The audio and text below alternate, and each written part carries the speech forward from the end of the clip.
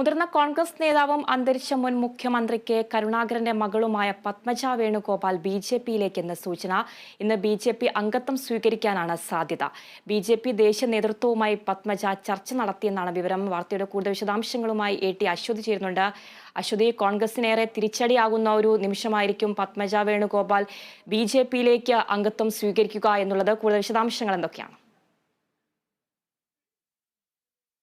വിഷയത്തിൽ കഴിഞ്ഞ ദിവസം പത്മജ നടത്തിയ ഒരു കമന്റിന്റെ അടിസ്ഥാനത്തിലാണ് ഈ ഒരു അഭ്യൂഹങ്ങളൊക്കെ തന്നെ പൊട്ടിപ്പുറപ്പെട്ടത്. അതിനുശേഷം പത്മജ ഇത് താൻ പറഞ്ഞത് തമാശയായിരുന്നു എന്ന് സൂചിപ്പിക്കുന്ന തരത്തിൽ ഫേസ്ബുക്കിൽ പോസ്റ്റും ഇട്ടു. പക്ഷെ അതോടുകൂടി ഈ ഒരു അഭ്യൂഹങ്ങളും മറ്റ് ചർച്ചകളും എല്ലാം തന്നെ കെട്ടടങ്ങിയിരുന്നു. പക്ഷെ വൈകുന്നേരത്തോടുകൂടി ഈ ഫേസ്ബുക്ക് പോസ്റ്റ് ഡിലീറ്റ് ചെയ്തു. അതാണ് ഇപ്പോൾ വീണ്ടും ഈ ചർച്ചകൾ സജീവമാക്കിയിരിക്കുന്നത്. പത്മജ വേണുഗോപാൽ ഡൽഹിയിൽ മുതിർന്ന BJP നേതാക്കളുമായി കൂടിക്കാഴ്ച നടത്തുമെന്ന വാർത്തകളാണ് പുറത്തുവരുന്നത്. പക്ഷേ പത്മജ ഈ വിഷയത്തിൽ രാജ്യസഭാ സീറ്റിനുള്ള ഒരു ആഗ്രഹം പ്രകടിപ്പിച്ചു എന്ന ഒരു കാര്യം കൂടി ഈ ഘട്ടത്തിൽ പുറത്തു വരുന്നുണ്ട്. അപ്പോൾ ആ കാര്യത്തിൽ ഒരു തീരുമാനം BJP നേതാക്കളുടെ ഭാഗത്തു നിന്ന് ഉണ്ടായിട്ടില്ല.